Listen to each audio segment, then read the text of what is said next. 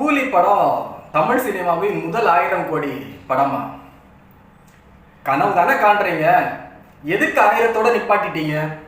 தமிழ் சினிமாவில் முதல் 2000 கோடி திரைப்படம்னு போடுங்க.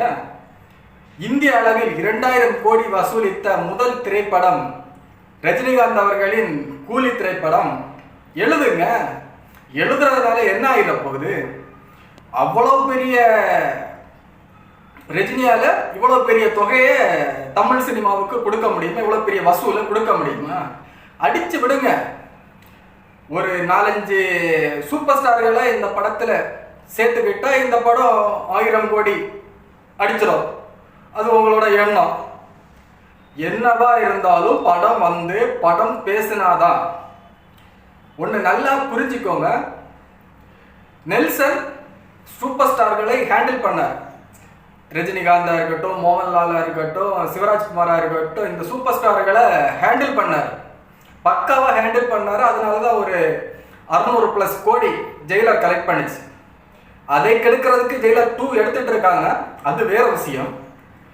ஆனா இந்த கூலி திரைப்படத்துல பெரிய பெரிய சூப்பர் ஸ்டார்கள் எல்லாம் இருக்காங்க. நாகார்ஜுனாவா இருக்கட்டும், நம்ம அமீர் கானா இருக்கட்டும், ரஜினிகாந்தா இருக்கட்டும், இன்னும் ஒரு சில சூப்பர் ஸ்டார்கள் எல்லாம் இருக்காங்க.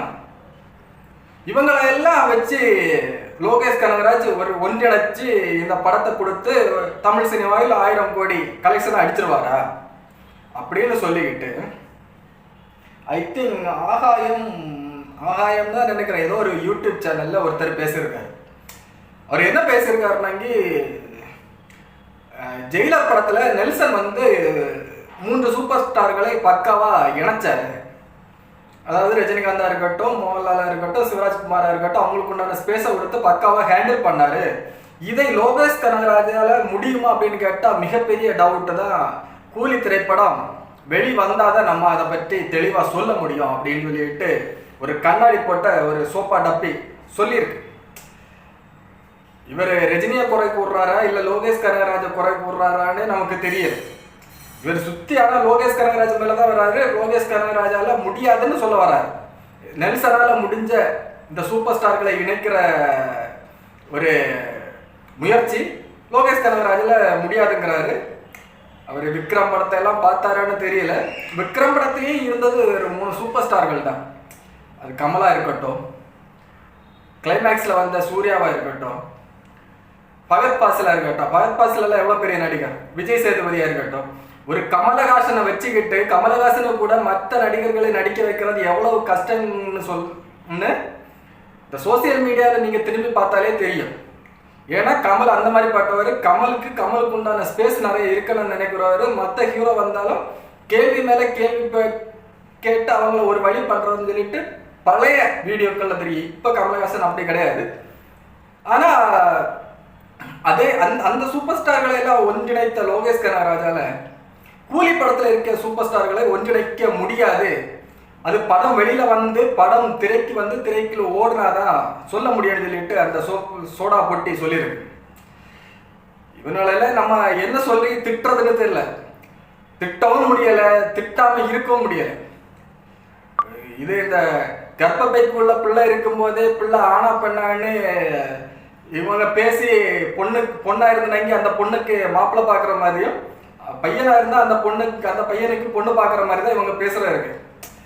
ஒரு டைரக்டர் ஒரு திரைப்படத்தை இப்பதான் முடிச்சிருக்காரு. அந்த படம் ஆகஸ்ட் 14 ரிலீஸ் தேதி தான் சொல்லியிருக்காங்க. அதுக்குள்ள இவங்க சோசியல் மீடியால பேச ஆரம்பிச்சுட்டாங்க. இது 1000 கோடி அடிக்கிறதுக்கு வாய்ப்பு இல்லை. பல சூப்பர் ஸ்டார்களை எல்லாரும் ஒன்றிணைச்ச மாதிரி லோகேஷ் கனகரால ஒன்றிணைக்க முடியாது அப்படி இப்படின்னு சொல்லிட்டு இப்பவே ஒரு மட்டம் தட்டுற மாதிரி ஒரு பேச ஆரம்பிச்சுட்டாங்க. நீங்க பேசுங்க, தப்பு இல்லை. படம் வெளியேறதுக்கு முன்னாடியே பேசுறீங்க இல்ல, அதுதான் மிகப்பெரிய தப்பு. சூப்பர் ஸ்டார் ரஜினிகாந்துக்கு தெரியும் ஒரு படத்துல இத்தனை சூப்பர் ஸ்டார்கள் இணைஞ்சிருக்காங்கன்னா அவங்களுக்கு உண்டான ஸ்பேஸ் இருக்கா இல்லையான்னு தான் முதல்ல யோசிப்பாரு ரஜினிகாந்த் அவர்கள். நீங்க நல்லா ஜெயிலர் படத்துல பார்த்தாலும் தெரியும், சிவராஜ்குமாருக்கு நல்ல ஸ்பேஸ் இருக்கும். மோகன்லால் ஒரு 3-4 சீன்கள் தான். அது 3-4 சீனும் அது ஒரு பெரிய ஃப்ரேமா இருக்கும்.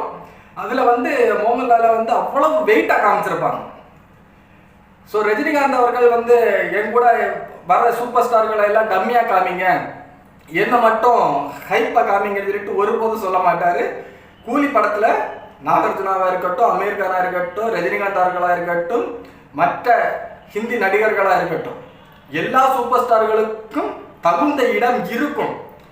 எந்த ஒரு சூப்பர் ஸ்டாரும் சரி எனக்கு சம்பளம் கிடைக்குது, நான் ரஜினிகாந்த் அவர்களுக்கு கூட நடிக்கிறேன், ஒரு ஃப்ரேமா இருந்தாலும் பரவாயில்லை அப்படின்னு சொல்லிட்டு டக்குன்னு வரமாட்டாங்க. ஒருவேளை ரஜினிகாந்த் அவர்கள் மேல இருக்க அன்புல வருவாங்க.